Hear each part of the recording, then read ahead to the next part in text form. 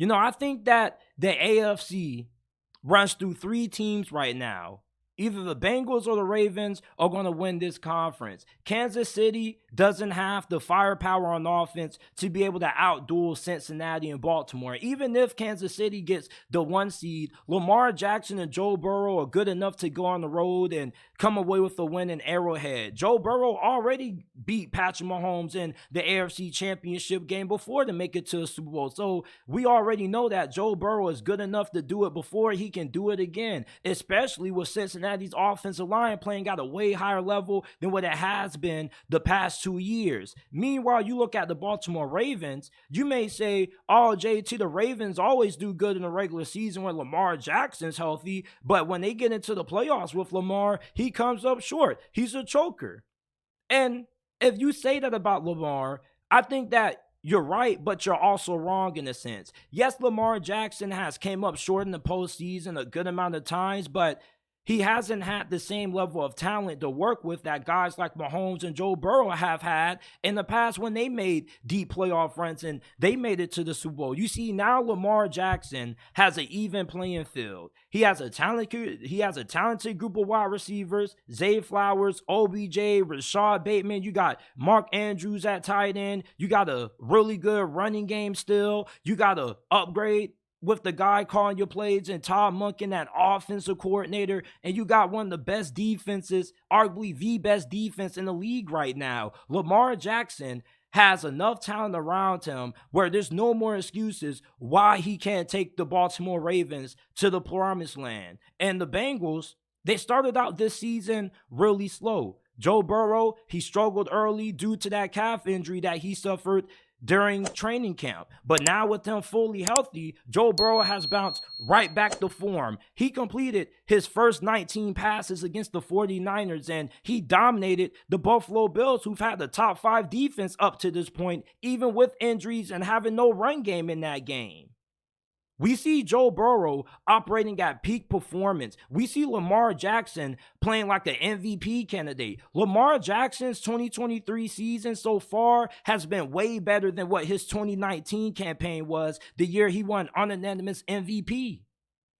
You see, I was telling people after Kansas City won the Super Bowl last year, when everybody was quick to say, oh, they're going to be the next dynasty, I was quick to tell people, hold on that.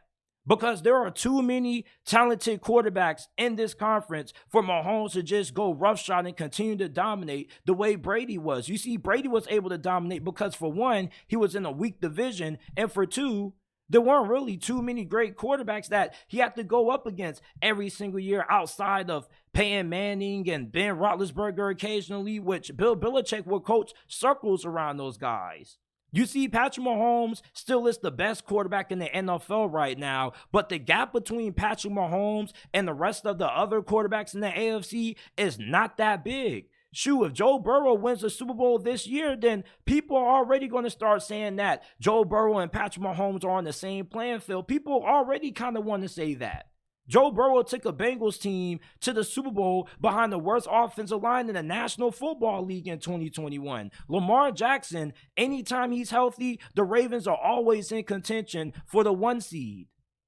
And you see, Kansas City's defense has been outstanding, but their offense has been fairly inconsistent. They're barely struggling to get the 20 points. You look at Baltimore right now, when their offense is efficient and nobody's dropping passes, this is one of the most difficult offenses to stop. Same thing with the defense. Cincinnati always plays quarterbacks like Patrick Mahomes and Josh Allen really well because they got one of the best coaching staffs in the National Football League. Lou Anarumo, the Bengals defensive coordinator, he's most likely going to be a head coach next year.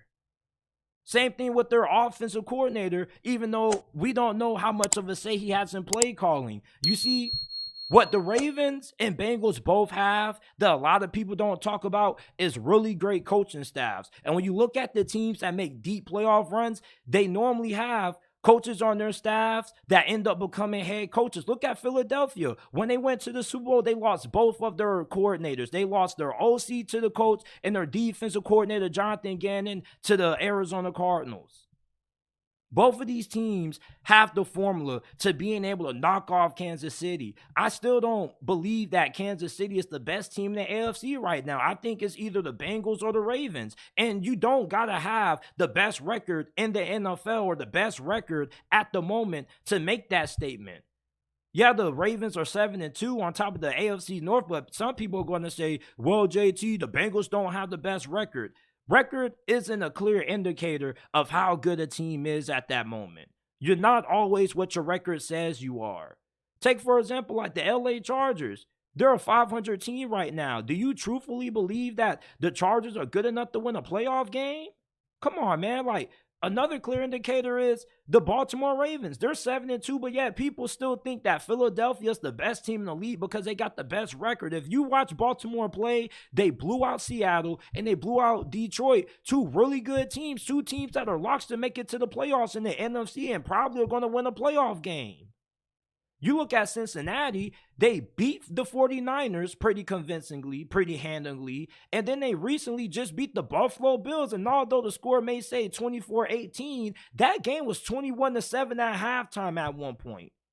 The Bengals are on a 4-game losing streak. They always start out slow.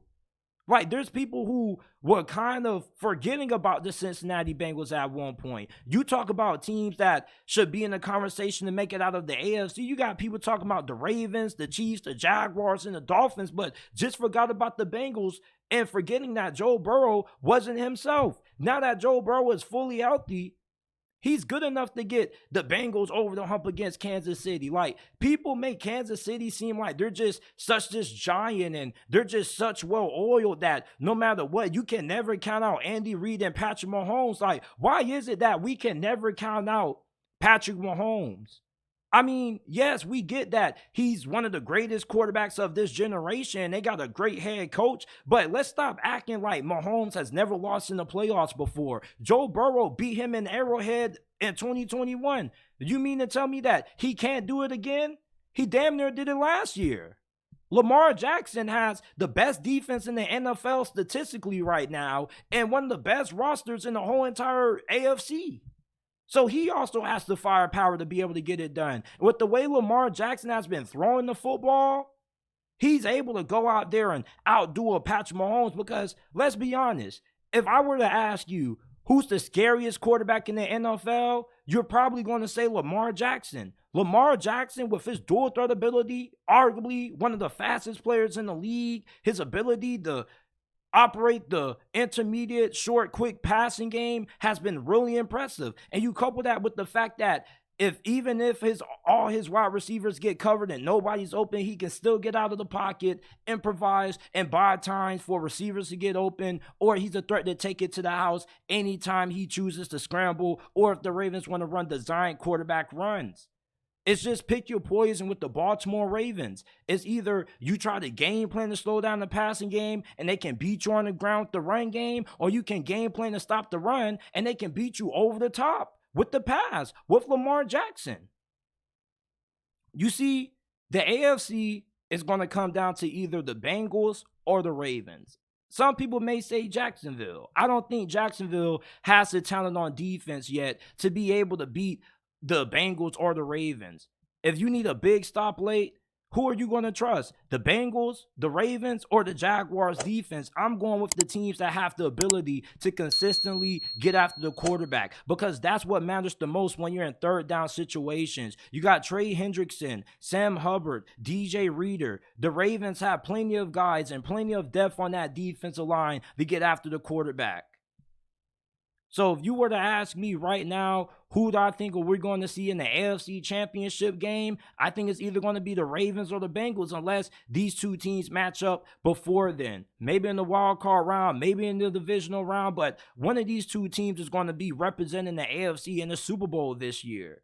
They got really loaded rosters. They don't really have any significant weaknesses on any side of the football. Yeah, they may have certain positions that may give you a little bit area of concern, like the secondary for Baltimore and Cincinnati is a little young, not really all that consistent, but I still think it's good enough to be able to beat Patrick Mahomes and the Chiefs, with the Chiefs wide receivers not really being all that great. Their best receiver outside of Travis Kelce, who's a tight end, has been Rashee Rice, a rookie out of SMU, who was a day 2 selection in this past year's draft. That's not enough to be able to beat the Bengals and the Ravens. And Kansas City's offensive line also is the worst that it's been in the past 2-3 seasons.